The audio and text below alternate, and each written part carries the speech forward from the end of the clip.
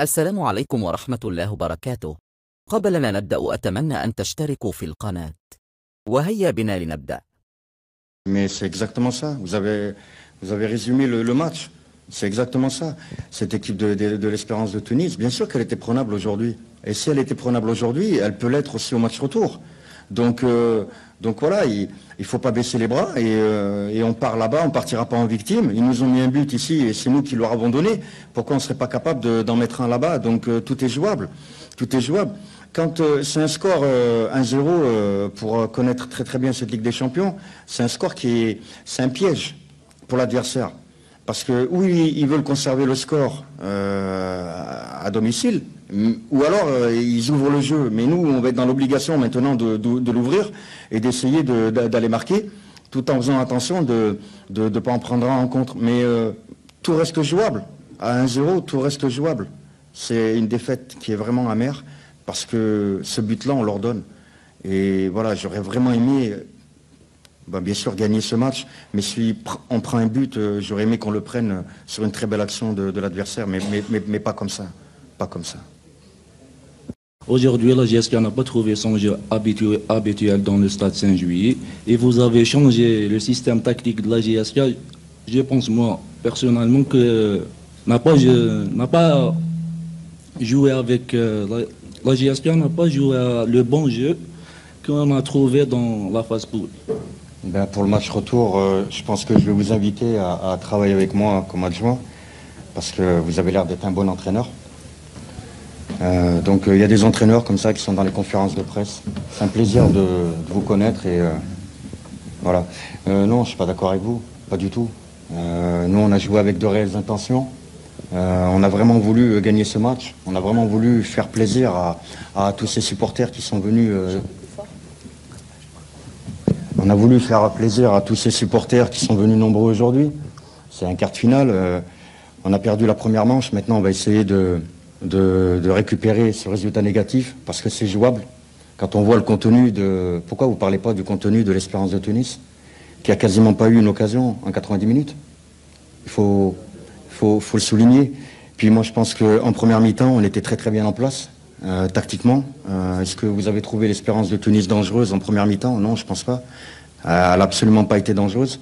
Elle a tenté de conserver un peu le ballon, jouer de derrière, mais est-ce que vous les avez trouvés percutants, dangereux, travail, attaque placée avec une multitude d'occasions? Non, c'est pas ce qui s'est passé en première mi-temps, pas du tout, pas du tout. Et c'est la raison pour laquelle, au départ, l'Espérance de Tunis avait voulu faire d'entrée de jeu un pressing.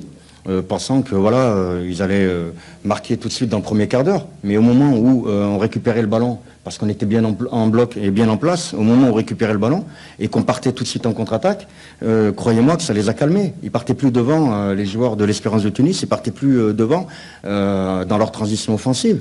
Ça les a calmés. Et c'est à ce moment-là qu'on a commencé à gérer le match.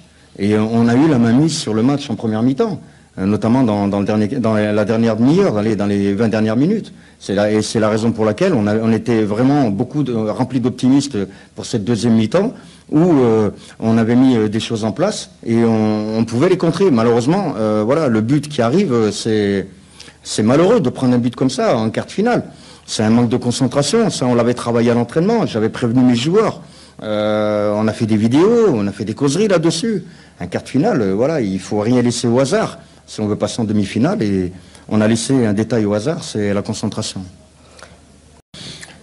Par rapport à cette faute commise sur mon joueur, il y a la VAR, mais à aucun moment on va la consulter. Donc si c'est pour mettre un tableau et le positionner, ça sert à quoi? Je veux dire, quand on met la VAR, je parle pour les deux équipes, hein, je parle pas pour nous, je parle pour les deux clubs. Quand il y a une faute qui est un peu litigieuse, que ce soit du côté de l'Espérance ou pour nous, la moindre des choses, c'est de consulter son arbitre assistant, voilà, d'aller consulter la VAR. On dirait qu'elle était, voilà, je sais pas, il y a pas eu de VAR, il y a rien eu. Donc, mais après, maintenant, par rapport aux erreurs d'arbitrage, je vais pas trop en parler parce que on est fatigué de toutes les fautes voilà, qui sont commises contre nous et qui ne sont pas sifflées. Maintenant, on a l'habitude, on fait avec, on sait à quoi s'attendre. On sait qu'il ne faut pas attendre des cadeaux. Mais c'est comme ça, c'est des faits de jeu. Et vous avez raison. Maintenant, par rapport au deuxième ballon, bien sûr que c'est grave. Quand on prévient l'arbitre assistant et on lui dit, évidemment, qu'on aurait peut-être pu revenir sur la touche. Voilà. Mais c'est malheureux. Voilà, il y a des faits de jeu qui nous pénalisent et il faut, voilà, on n'a pas le choix maintenant. Il faut se retrousser les manches, repartir au travail, partir là-bas et essayer de renverser la vapeur. Voilà, le score il est que de 1-0. Donc tout reste jouable, surtout quand on voit le contenu du match. Mais je suis complètement d'accord avec vous, mais bien sûr, quand on rencontre des clubs de cette envergure-là, qui ont des internationaux, qui ont l'habitude de jouer des demi-finales de Ligue des Champions, des finales, et qui les gagnent en plus. Donc c'est déjà très très beau d'être nous en quart de finale de Ligue des Champions. Personne ne nous attendait, enfin pas beaucoup de personnes nous attendaient à ce niveau-là. On y est. Et maintenant, l'objectif, c'est de faire mûrir nos joueurs, c'est de leur permettre d'avoir de l'expérience, de côtoyer le haut niveau. Et le haut niveau, c'est ça, c'est ce genre de match. Match contre le Wydad, match contre Petro, qui était demi-finaliste. Donc voilà, moi je dis que c'est vraiment tout bénéfique pour les joueurs, surtout en vue du championnat. C'est des matchs de haut niveau qui doivent faire mûrir, progresser, qui doivent faire comprendre aux joueurs le travail qui reste à accomplir pour côtoyer le haut niveau. Et voilà, comme j'ai dit à mes joueurs, et toute la semaine, au moins pendant 10 jours, obtenir une demi-finale, il ne faut rien laisser au hasard. Tous les détails comptent, mais tous les détails. Le moindre effort compte, le moindre contrôle compte, la moindre passe compte, le moindre appel de balle compte, la communication compte, l'hygiène de vie compte, le sommeil, il y a tout qui compte. Et la concentration, la rigueur, la discipline tactique. Donc, et s'il y a un des détails qui est défaillant, aujourd'hui, eh ben, on le paye cash. Et là, on l'a payé cash parce qu'on a fait une erreur nous-mêmes et on a manqué de concentration sur une touche. Et puis on se dit, mais comment on peut prendre un but sur une touche? Voilà, ça détruit tout le travail qu'on a fait pendant 10 jours. Mais maintenant, il ne faut pas être défaitiste, il faut repartir de l'avant, s'accrocher et pas partir là-bas en baissant les bras. Et il faut leur rendre la tâche très très compliquée, très très difficile à Tunis.